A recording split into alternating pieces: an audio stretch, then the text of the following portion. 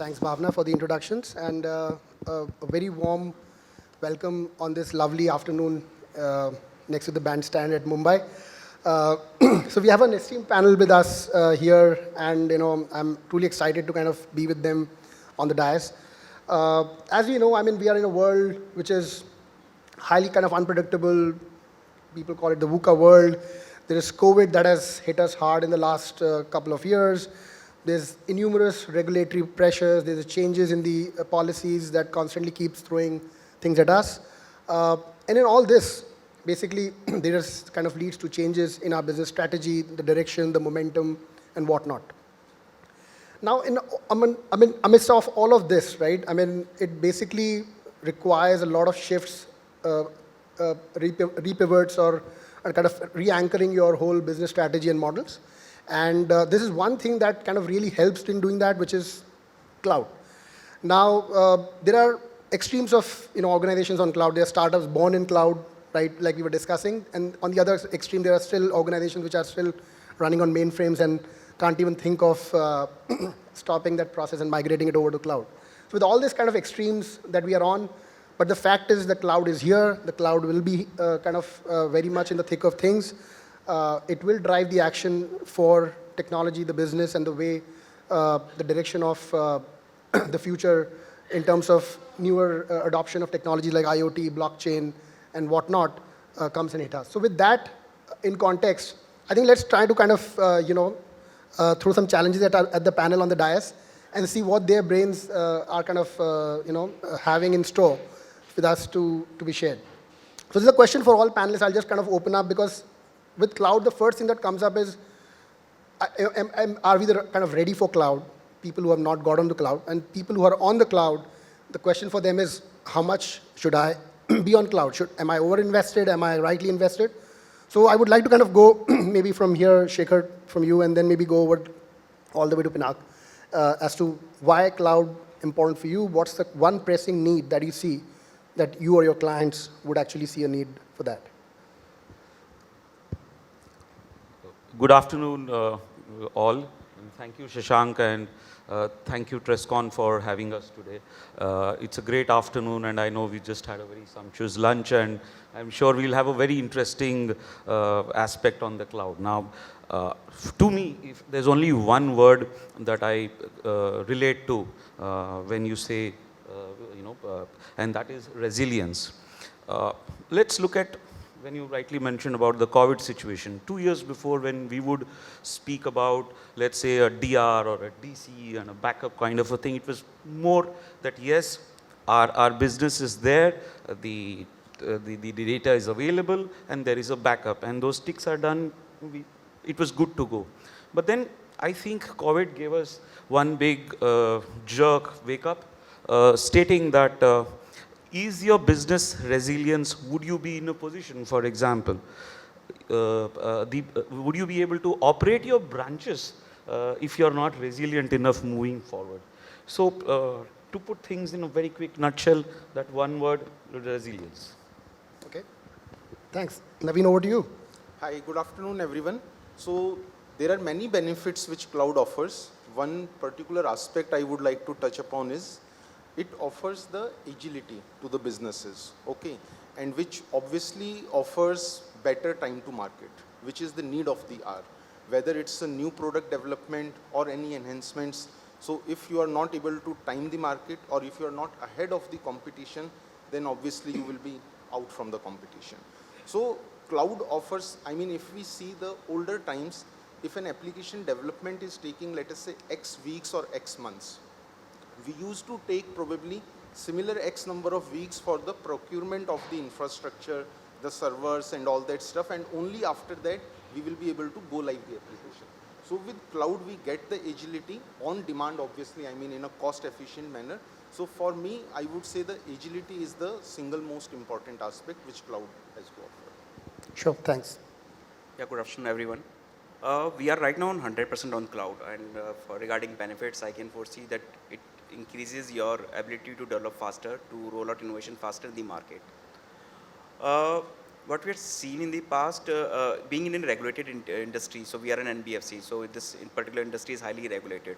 So being on a cloud, just with a few clicks, you can boost off the kind of enterprise-grade security which only big banks can afford. So even a startup, smaller NBFCs like us, we can get hold of these kind of security features, get hold of these kind of technologies with on a just on a click. Basically. So that's why I feel having being on cloud if you're in fintech space is a kind of mandatory that you should be on the cloud. Sure. Good afternoon, everybody, and great question to start with. So for me, the way I look at it, I call it 3S, right? So first S is the scalability, right? Now, if you look at the Airtel Payments Bank, the way we have been growing, right? 70% growth CAGR last year. Most possibly will either suppress it or will be the same this year, right? So in terms of scalability, the amount of investment and the the effort, the manual effort that is needed to manage your infrastructure, cloud possibly takes it out. So my first test is obviously the scalability. Second is stability. Stability part, I think Naveen mentioned to a great extent. So basically, the failures which are due to the manual errors in the infrastructure layer, so cloud obviously can possibly take it out. And because it is elasticity in demand, it can possibly cope up with the variability in the traffic much better compared to the static infrastructure that we have in the data center. And third one is the speed. Third S is speed. Speed is the speed of development, right? Because the infrastructure is taken out of the equation, or at least infrastructure has become like a code. So managing infrastructure becomes definitely easier. What it means is that the speed of delivery and freeing up the development resources to do innovation is much better, right? So these are the 3S that I look at. Thanks. Wonderful. So I think after 3M, now we are learning about 3S. We'll talk about maybe a few more S's because I have 2 S's in my own name. So we'll kind of cover that down the line. But that kind of brings us to the next question that we had in my mind basically is that while you have seen the need for cloud and you have let's say accepted that you need to now move to cloud, what's the strategy? What's the strategy to an approach to migrate over to cloud is something that one would adopt. So let's start from maybe Naveen. You said you're born on cloud, right? The Fusion was born on cloud. So how did you actually, so you had literally no question about migrating there, but about living there. So how are you kind of dealing with that? Sure, I can share my experience obviously. So as a company, I mean, as Shashank said, Fusion Microfinance, we are 100% on cloud. I mean, whether it's my enterprise applications or internal, you can say, infra solutions or security solutions, everything is on cloud. So if I share, let's say, 2-3 aspects, one, I would say one size doesn't fit all. So one has to see from the perspective of what is the internal maturity of the organization, whether one has the right set of resources and skill set available or not. Accordingly, strategy needs to be devised. So for example, let's say if the internal skill set is not there, then obviously the model would be to kind of take help from a third-party partner and kind of have more ownership and control with that partner. Vis-a-vis, if someone has right skill set inside, then you could have kind of your own team build up and taking care of most of the stuff internally. Okay, so that's one aspect. The second aspect, what I would say is from my perspective, let's say another thing is we look at the critical applications and the business continuity. We identify what are my core applications or legacy applications. So if I have my legacy applications which are not on cloud, so the first thing should be to move those applications on the cloud, because in the digital transformation journey, often that becomes the roadblock. You are not able to progress, I mean, because of those roadblocks. So the first thing is those roadblocks needs to be cleared. Second aspect is, in this new age, whatever new solution or let us say a digital application is being planned or built, that has to be thought from a cloud first approach perspective. We should not repeat the mistake of building that application and again moving it to cloud, right? So these days, I mean, the way things have advanced, most of the solutions are available either on public cloud, so you can take those services. So my advice and the idea is that whatever new organization is planning to build, keep in mind from the architecture of a cloud first approach. So those are the things I think one should take care of. Pinak, would you agree with that? I mean, how is Airtel kind of dealing with it? Or No, I think Naveen touched upon all the important aspects. Few of the things I'll talk about more on the technology side, right? Some decisions that we need to take. So for me, if I am having a virtual machine which is running on, let's say, data center, right? And then what I'm trying to do is to lift and shift it, maybe as an encrypted format into cloud, that actually does not suit the purpose, right? So my question here is, when I'm moving to cloud, what are the cloud native constructs I can use, right? So for example, instead of having a very VM-based architecture, can I go into a serverless, right? Am I ready for that, right?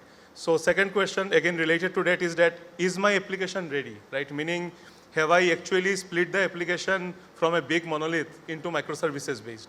If it is not, if I am putting a big monolith into cloud, I'm not sure the 3S that I talked about, how many of those I will be able to achieve, right?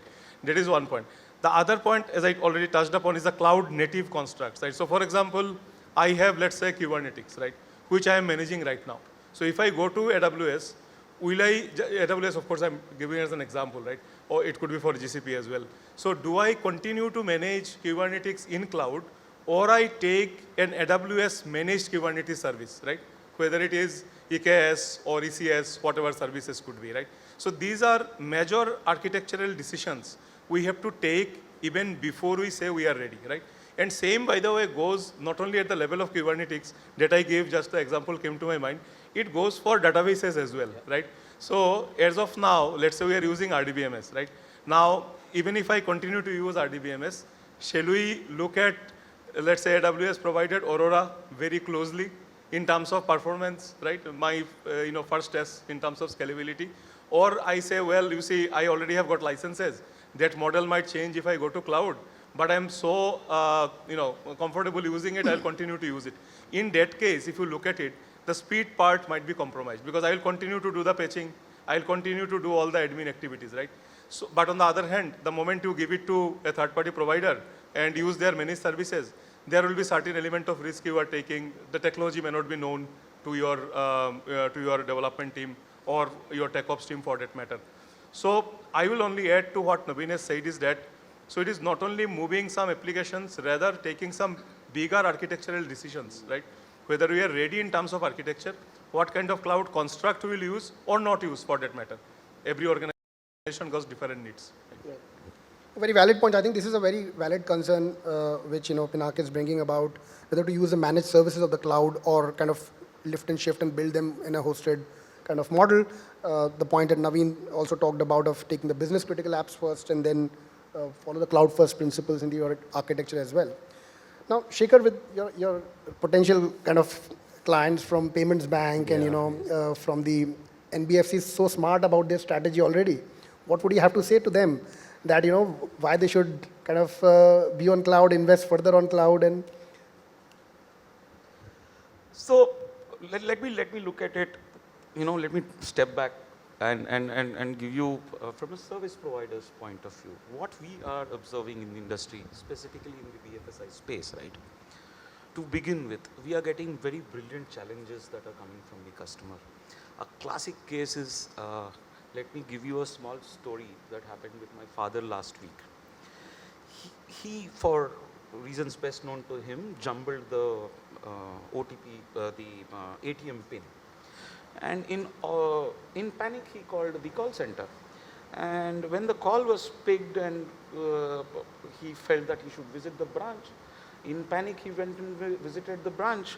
And while the manager was trying to attend, I'm sure somebody would have tried to come and sell a insurance and it's obvious, right?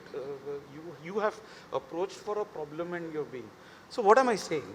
All I'm saying is that if you are in a cloud kind of a situation and you want to have an omni-channel and there is a big data available, and with that particular big data, is the branch manager smart enough to know that there is a problem I need to solve and then maybe do an upsell? So if I have to, as a service provider, speak about those 4 important pillars, which we just heard, right? The first one obviously is secure. Is it secure enough, your cloud, that over the next 2-3 years, it is absolutely resilient, and you are in a position to keep the customer experience intact. Obviously, the second pillar that we always speak about, apart from security, is the scalability.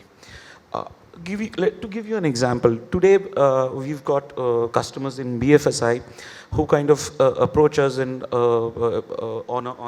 a CPaaS kind of a platform, where there is a messaging and then there is an immediate need of, for example, 1,000 channel upgrade overnight. Is there a situation we can help our customers to immediately give them that kind of a support? And at the same time, if I have to go back to my father's example, did we even give that fundamental sentiment analysis of an irate customer available even before he actually stepped into a branch? That sentiment analysis will definitely help in co-creating a better customer experience. It is just not the bank. That's on the scalability part. The third pillar, which we must not kind of discount it, and it's a very, very important pillar apart from being secure, being scalable, is absolutely being flexible. Being flexible gives your cloud strategy that much a better fillip. And obviously the fourth pillar being how cost effective, and apart from being flexible, when we say, is there a situation where we can support the customer's cloud strategy by being not only flexible with our solutions, but also being flexible with the cost part of it, right? And while these three are good, the fourth and the most important thing is the ability to execute it and ensure that it is being optimized by not only the customer but the end user for that ultimate customer experience. So if you are in a position to have these four strong pillars, I think most of our BFSI customers, what we are seeing is, yes, obviously we are all in an evolving phase, and there will be challenges and there will be needs from an ultimate customer experience. Yet these four pillars more or less kind of suit most of the cloud strategy, Shank. Right. No, very fair. I think so. So while Pinak and Naveen kind of focused on the left more part of like how to get onto cloud in the right way, design them well, think it through well, and then use the right services, whether managed or hosted. I think you're talking about the extreme right of it, which is more customer experience. Yes. How to kind of bring the whole smartness in the solutions that are being offered out of cloud. Absolutely. I think that makes quite a good sense in terms of complementing the way it's designed, architected, but also kind of delivered to the end customer. Keeping Fair enough. the ultimate customer experience. Experience in mind. Perfect. I think that's a fair input, and I think that kind of also brings a very good segue into the kind of channels play that is possible on the cloud, right? So we talked about multiple possibilities, with digital assets that everybody's creating, and what are kind of channel play, what are the kind of consumer and user experience that we're kind of offering. And with that, I think, Pinak, this question is kind of directed to you. And I know you mentioned that there are 3 generations of women at home, your mother, your wife, and your daughter you are kind of orchestrating with, so-called, right? So how are you orchestrating when you are actually thinking about the digital solutions with variety of users, right? Right from different age groups, different dimensions, different mindsets. How do you orchestrate your solutions with such a varied age group in mind? Yeah, right. So it's a fantastic question, and thanks for reminding about 3 women of my life. So 1 daughter, 1 mother, and 1 wife, as I say. Yeah, but in the current situation where we operate, if you look at, right, possibly 85% of our current customer base will be in rural India, right? So they usually operate their bank account through assisted channel. But even in the assisted channel, where there is a guy, we call them business correspondent, who is helping them to operate their account opening, right from the account opening to do a money transfer, having a better banking experience, right? But all these experience, though it is assisted, it is entirely digital in nature. There is no paper trail, right? So typical India stack that we use, Aadhaar, and then PAN validation and video KYC, right? So typically, that's the way account is opened. The other experience on the urban side, this year there will be a lot of focus for us to make our presence felt in urban India. which is obviously dominated by a couple of players that we know of, right, not naming them. But the fact is that on the digital side, and I mean, the experience has always been digital, right? So the point I'm trying to emphasize is that even on the rural side, so far as Airtel Payment Bank is concerned, the experience is entirely digital, right? So that is the landscape, right? Now, if you look at the digital and unassisted channel, right, that is typically from a mobile device, right? Though there is a wave experience also, but mainly it is from mobile device. Very recently, obviously, RBI is also trying to push for UPI from the feature phone that we all are aware of, right? So there is a recognition that we cannot really kind of do a watermarking around only so-called smartphone, right? And limit the experience in rural part of the India, where possibly people are not using any Android version, let's say Lollipop and above, right? Where actually you start having more smartphone-like experience, right? So if you look at the landscape then, right? Assisted, unassisted, even within unassisted, there are different form factors, right? As Naveen said, right, not one solution will be applicable for a vast country like us. It is just not possible, right? We are not a small country like Philippines, for example, right? So different geographies have different solution. But having said that, right, one thing remains constant, and I would say particularly it is for the rural side of it, right? You imagine the people who are using our banking solution, right? They possibly did not have access to any formal banking before they opened the account, right? So banking was kind of a kind of a elite thing for them, right? It was not like a normal service given, right? So for them, if any transaction gets struck, right, it is not only a technical failure, right? It has got a very deep social impact, right? A transaction gets struck, data says, it is not my opinion, data says most possibly in the next 6 months, they will not attempt again, right? Because the trust factor is absolutely missing, right? And it is not only that in the technology, it is overall banking in general. This is their first experience of a formal banking system, right?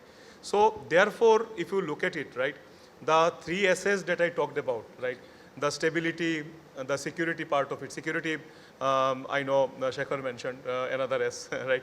But the stability, security, right, it becomes, I mean, as if it was not important, right? It was important earlier, but here it has got a very deep social impact, right? Because one of the purpose of existence of payment bank, right, is financial inclusion.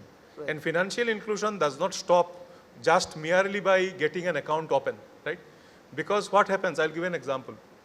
When the PM Kishan disbursement happens, right, a major portion of the amount gets withdrawn, right? So there, basically, our depersonalization or recommendation engine comes in, right? So we try to nudge the customers, where we say that, you see, instead of withdrawing the entire fund, if you had put it into FD, this was the money you would have earned, right? So here you see the recommendation is not like selling, right? Selling, of course, is important for any commercial organization. But here what I'm trying to say is that the bigger goal of the regulators of the government, right, that financial inclusion, that will be served by this technology, right? A mobile at the hand of a customer, right, is a great power, right? I mean, unbelievable power, because they did not have any access to formal banking before, right? So when I look at it as a technology, I do not really think about a transaction failing, right? Or only 50 rupees gets struck. I know that impact is much more deeper, right? So that actually then takes you to the design, right? That you want a very frictionless and secure experience, right?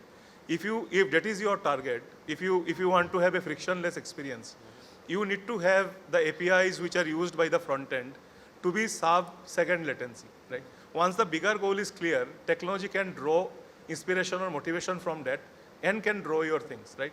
And then another important thing, one is that the sub-second latency I'm talking about. What about throughput? Now these are the real data. I'm going to give an example. When the PM Kisan disbursement happens, just taking this example because this is coming to my mind, the traffic on our system increases by, or increased actually in the last PM disbursement that happened last time, by 15x.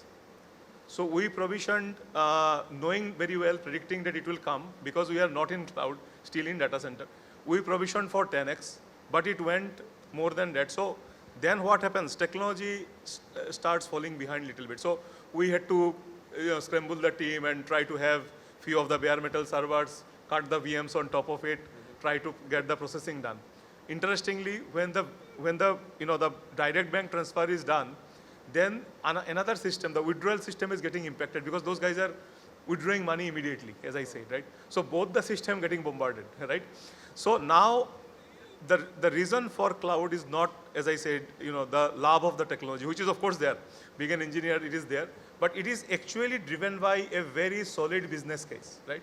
That this variability of traffic, right, and also the elasticity, if you look at it, right, this 15x capacity that we have done, we are not going to need 90% of it till the next disbursement happens. So this infrastructure is sitting idle, right? So I will summarize by saying that this variability of the traffic, sub-second latency, the throughput going up and down along with the traffic, right? For these are the things our design should be adequate enough to address it, right? That you can argue that should be done even in the data center. My only submission is that cloud makes it much, much easier. No, very well summarized. So I think right from the sensibilities of Bharat versus India to kind of managing the whole variabilities in the traffic patterns and access patterns, I think is very important while you're architecting things on cloud.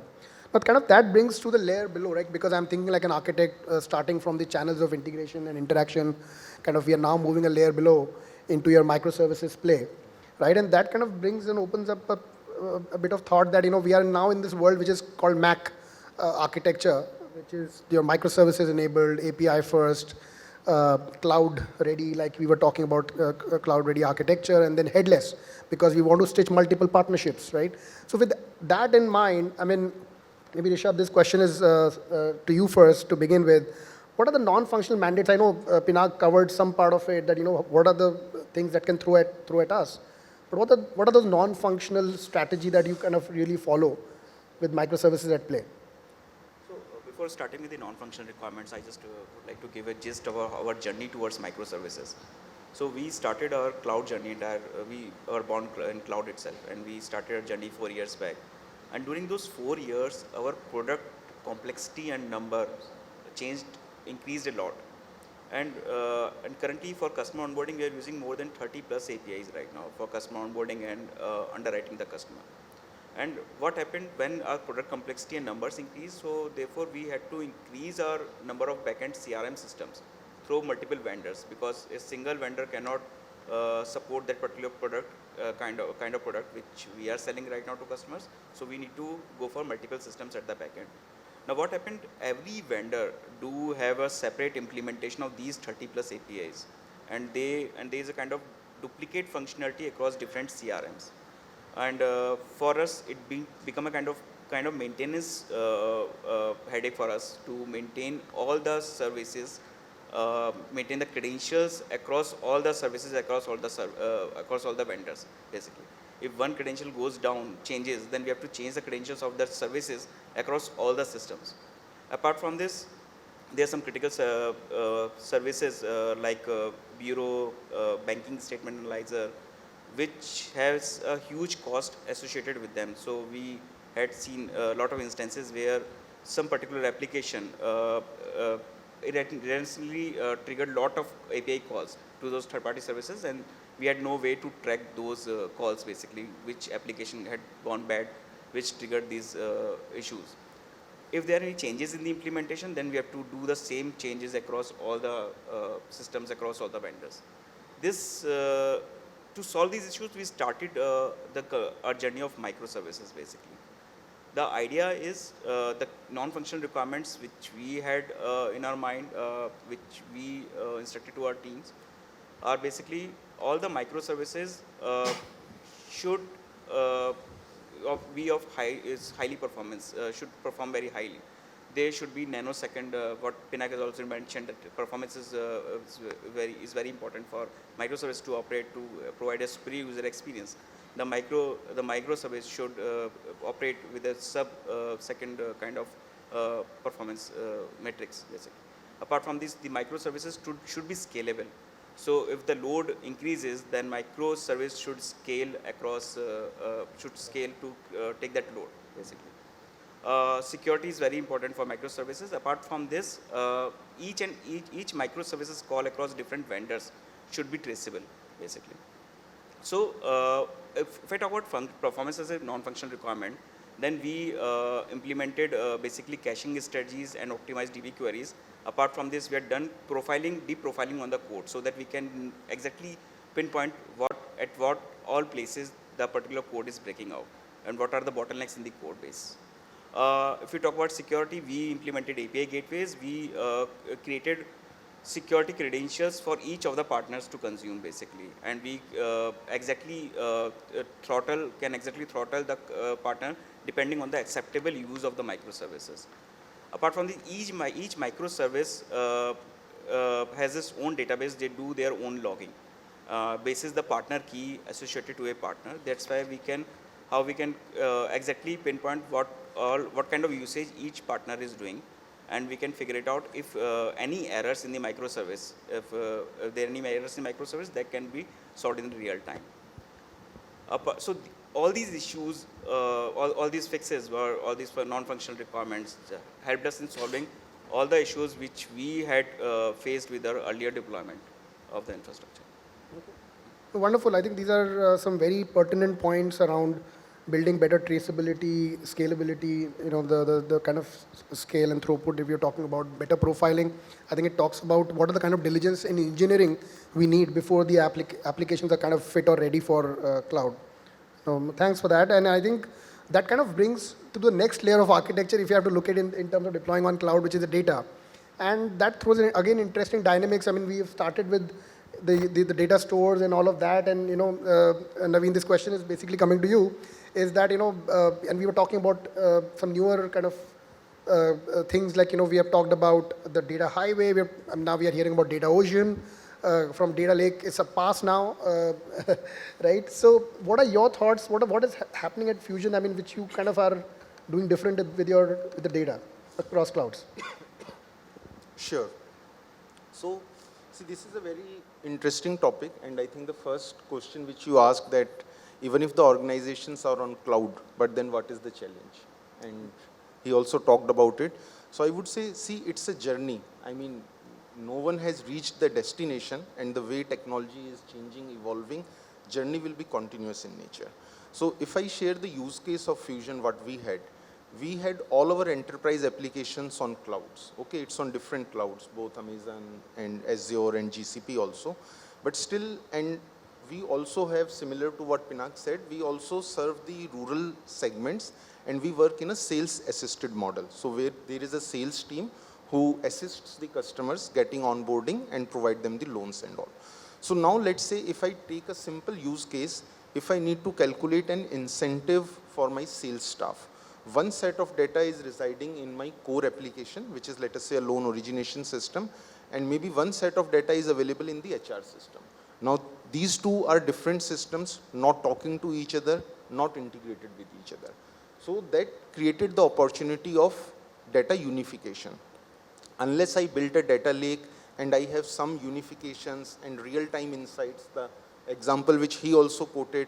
So I need to know on a real-time basis what each of my customer is performing, whether, let us say, I mean, whether he has given me the previous EMI or not before I pitching him a top-up loan, let us say. So all those kind of things can be made only possible once you are able to do all this data unification and obviously leveraging cloud. And we used it completely on cloud technology. I won't name partner, but it was completely on cloud. No RDBMS, completely cloud technology, which we followed, both for storage and each and everything. Okay, but now let's say another challenge, what I was discussing during the break was, I am kind of, let us say, spending cost two times. One is for those enterprise applications when I'm hosting the data, storing the data. Now I have built the data lake. I am getting all that data, so there is a redundancy, right? Data is lying at 4 places, 4 different sources, and I'm building a data lake. And I'm spending for that also for retrieval each and everything. So these days, at least what is happening in the US market is, there is a new concept which is coming up, which is a data fabric. So what it says is that probably there is no need to build a data warehouse or a data lake also. You let all your data sources at different places, but you build a metadata layer or a logical layer which will kind of extract all the meaningful, because at a single point in time, you don't need that 100% of the data, right? And that intelligence has to be built in by the platforms and by the solutions so that you are able to solve the customer needs, but in the best possible, efficient and a cost-efficient manner also. So this is what the use case, I mean, we have been working on, and these are my views. Yeah, I mean, you're calling it a data fabric for the purposes, and I think that's a very interesting thought. We've talked about data virtualization in the past, and this is like a virtualization across clouds in a way, right? Yes, yes. So that's very interesting that you're kind of bringing that insight for us. Now going up in the same sequence and chronological flow of thought. I mean, from data now, let's go into the infrastructure and the platforms which are kind of powering the cloud, right? And that kind of brings my focus over to you, Shekhar, about about the work that you guys are doing at Tata Communications. What are the kind of value propositions you are creating at this layer, basically, for your clients? There's requirements to kind of bring data for communications, for managing contact centers, and also look at security in a new different dimension with so much data and at play across the board. So any thoughts that you want to share with us? To be honest, I mean, we started the journey on a typical on-prem mode in the last 10, 12 years. And to now, today, we're talking of UCaaS and CPaaS, whether it is the unified communications through a host of services that are available, solutions that are available, to a contact center kind of a scenario, which a while ago I spoke about, sentiment analysis being provided real time, immediately. Let's say, for example, no sooner do you conclude an outbound call, you have that available in front of you to take a decision as to how you want to do it, or for that matter, even rich messaging, or be it the SMS, which is the lifeline for any banking transaction. So all that is very much being developed, evolved, and being also provided to our customers. And obviously, from a voice perspective, the seamless voice connectivity for an inbound call, or for that matter for an outbound call, is very much there. So there are platforms, there are the CCaaS is very much there, and we believe there is a lot of customer experience that is being generated from the end point that I keep talking of, right? I mean, if I am a customer of a bank, and I don't think when was the last time I entered a branch, but I know that in a virtual mode today, I am being looked after much better, perhaps if I had walked into the branch. So it is very much there, from everything from that perspective. Okay, no, perfect. So I think that kind of connects the dots very well, because there's microservices at play. There's kind of data that you are kind of pulling together. Then how do you kind of play that layer of platforms to kind of layer the communications for your customers? I think it's important that cloud gives you that kind of field to innovate and to bring this all together very quickly. So there's another component of cloud, Pinak, over to you, on the infrastructure and platforms that I'm sure Airtel is kind of pretty keen to look at. So what are your thoughts? I mean, are there in specific areas, maybe one or two areas that you want to highlight where you are investing the most, or kind of looking at the most in terms of IaaS and PaaS on cloud? Yeah, so before that, again, I think I will look at the applications, right, that we are initially thinking of, right? So those applications, or basically, I should say, I call them peripheral systems, right?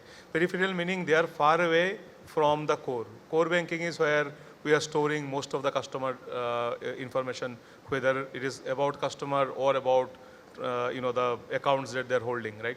The peripheral systems are typically switches, right? That interface with, let's say, NPCI for IMPS or APS or even our remittance system, right? So those those systems get absolutely hammered when the throughput goes high or demand of throughput goes high because of the variability of the traffic, right? And also, if you look at it, those systems do not store data permanently. They store data for a very ephemeral time frame, meaning only possibly between one transaction before it is settled, right?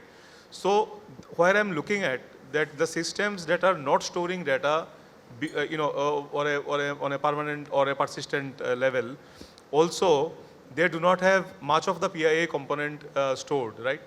And on the other hand, the demand of variability looks like very high on them, right? So those are the applications initially we are thinking that will be good candidate for cloud, right? There is another reason. The reason is this, because those switches were written over the past few years, right? The way it was explained in terms of microservices, that having every microservices its own storage, that is the ideal definition I know. So I'm not claiming that we were able to do it everywhere, but more or less those are isolated components, loosely coupled, right? Even if you take them to another data center, possibly not lot of harm will be created there. They are written to use asynchronous manner, using more like Kafka rather than waiting for a call to happen, right? So both from the design viewpoint, also from the business need viewpoint, those are the components I'm looking at, right? Now, then I will answer your question now, that which are the components in cloud will be best suited for that, right? So that again goes back to the earlier discussion, the earlier point that I was trying to answer, that are we really looking at cloud as infrastructure provider, right?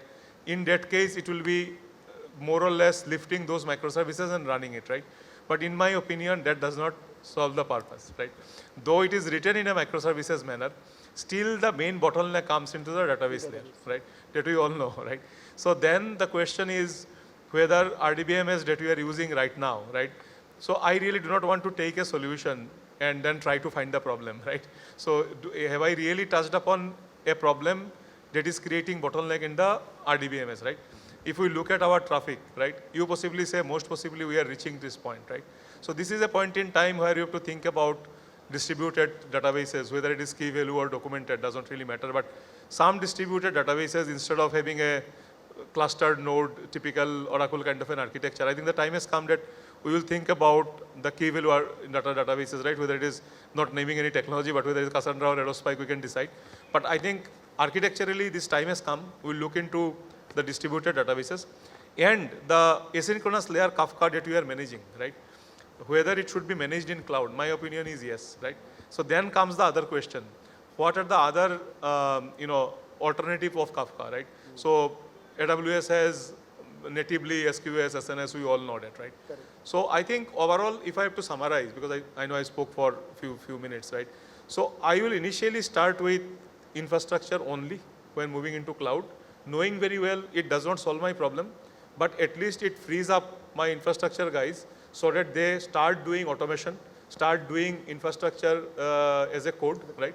And try to build those Terraforms and or cloud formation or bot 3 and experiment cloud for the first time in live, right? And then the next stage will be typical cloud native, the constructs that we have, right? So I think that will be the journey if you ask me. Sure. No, well explained, I think, and that kind of, lays the roadmap very well. My next question coming to you, Rishabh, is now any kind of discussion or fireside chat kind of is incomplete without the reference to AI ML, right? And that kind of brings my next question over to Rishabh. And any kind of industry leading kind of, intelligence capability that you're kind of building while you're kind of booting your whole stack grounds up. So in a lending industry per se right now, AI/ML process is getting more and more prominence day by day, basically. So it's lending is all about onboarding and underwriting and disbursement, basically. So underwriting is a very key piece of the entire lending industry. So how quick you underwrite a customer, that's how soon you can disburse the amount in his bank account, basically. So everyone is moving for an automated system for underwriting, though it cannot be automated completely. For certain ticket sizes, you need to have manual intervention. But for smaller ticket sizes, it's not cost effective to have a manual person, to have a person who manually checks each and every detail of a bank statement. So we at Ugro, we had built complex underwriting models over the past 4 years, depending on the customer bureau, banking, repayment data, and rejection data. So we deployed those ML models in our system. So whenever customer onboards, the system basis his ticket size, system automatically run these ML models and gives a go, no go decision. In case in certain scenarios where system cannot give a go, no go decision, it sends it for deviation where someone manually looks into the complete application of a person. So we built this underwriting model basis with a partnership with this CRISIL and basis evaluating more than 7,000 points per customer application. Basically, basis all the depending on the third-party data we had collected in the past from the customer. And this is a journey. ML is a journey. We are not saying that we reached at that point where we can completely give a decision basis only on the basis of underwriting model. The model basis, the data which we collect on a regular basis and for years to come, the model would get improve on a day-by-day basis. So this is one part is underwriting. The other part is collections basically.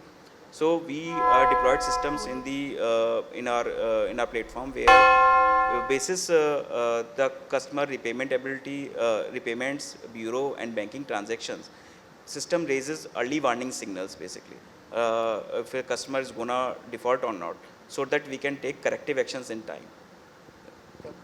No, I think thanks for that, and I think this is a great kind of variety of topics and kind of breadth of concerns around cloud that we have kind of today chosen to discuss. And just to kind of summarize the conversation, the 3 S's that Pinak talked about, and the panel added the other 3. So we talked about scale, we talked about speed, we talked about security, stability. I think the 2 other S's which also came through the discussion but may not be evident, one was spend, which is kind of keeping an eye on the cost all the time. And the last, in all this, kind of keep a simplicity around your designs and architecture, which kind of Naveen touched upon by introducing concepts like data fabric. So I think all in all, thanks everybody for staying hooked to this discussion, and thanks everybody on the dais to be with us and having a very wonderful, engaging chat with us. Thank you, Shashank. Thank you.